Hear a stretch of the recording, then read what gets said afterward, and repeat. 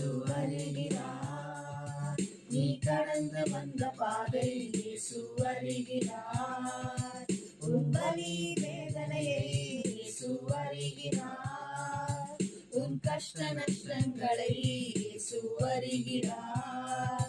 உன்னை எப்பவும் கைவிடார்.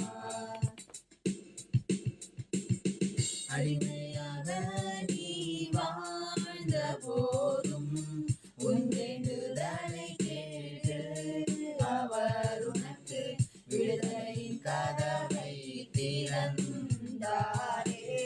ரக்ஷகரே சுனதா, ரக்ஷகரே சுனதா. பார்வோனின் சேனை உனக்கு எதிராக